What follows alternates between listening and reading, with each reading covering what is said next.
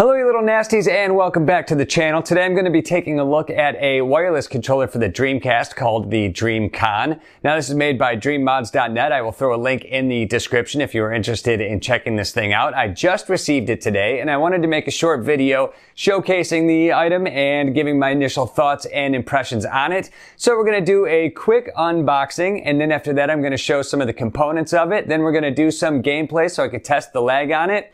Then we'll just come back and I will give my thoughts and impressions for the first day having this thing. So let's get right into it. Okay, so real quick, let's tear into this thing and see what comes in the box.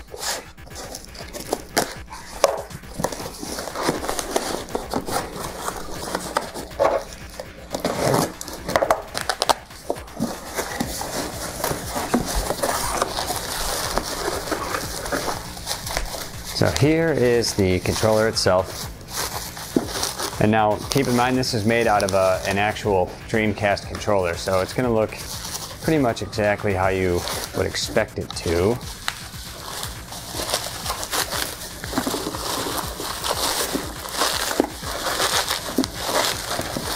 We can get this packaging off of it. God.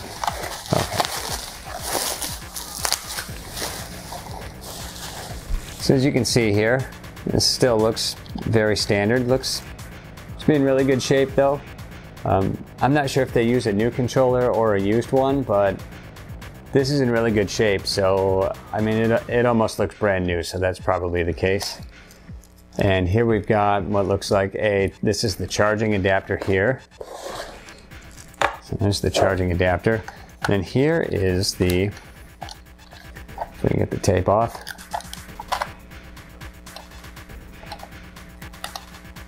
Jesus, they're not messing around with this packaging, were they? Okay. Now here's the Bluetooth receiver right here, if I can get it out. Now this plugs into the front of the Dreamcast. This is the receiver. It's really nice. This looks like it's 3D printed, but overall, I'd say the quality on this is pretty good. Not too bad there. That'll look nice in the console. And then here is, again, the actual controller, and everything feels right as it should. And now the cable that used to come out of the bottom has now been replaced with the charging port here, and apparently you get about 9 hours of battery life between charges, so that's pretty good, I would say. Actually, that's excellent. So the test here now is to just plug it into the Dreamcast and try out a couple games that I'm familiar with to see how it plays compared to a regular wired controller. Now, since I just did a review on Mars Matrix, I'm going to take that game for a spin, and then we will come back with our final thoughts on that. Okay, so before we can jump into any of the games, what I've got to do here is charge the battery. It came with a dead battery, which isn't exactly uncommon. So we're charging this and it's charging along nicely.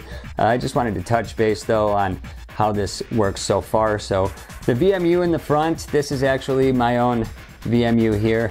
And it's cool how the controller is integrated with the battery. So you can see the status of the battery and the charging right on the VMU, which is actually pretty awesome.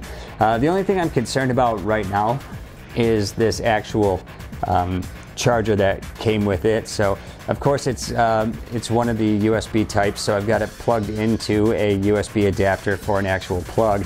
The only thing I don't like about this is it seems like this could be broken very easily. And I have 2 dogs, and so I mean the likelihood of that happening is pretty high. And you know, since this is proprietary technology as far as I know, if this breaks, I would be shit out of luck unless I can get the manufacturer to send me another one. So that already right out the box, I'm not a huge fan of, but it might not be a huge problem if I can find a safe place to store this and charge it. But otherwise, I just wanted to touch on this real quick, just because I have to charge this controller before I can use it. So once this gets some charge in it, then I'm gonna go ahead and test it on Mars Matrix and see how it compares to my experience with the wired controller. And I am still waiting for the controller to finish up charging, so I just wanted to touch on this dongle again really quick. And you can see this is what it looks like plugged into the actual console, and I think overall it looks good. It's aesthetically pleasing.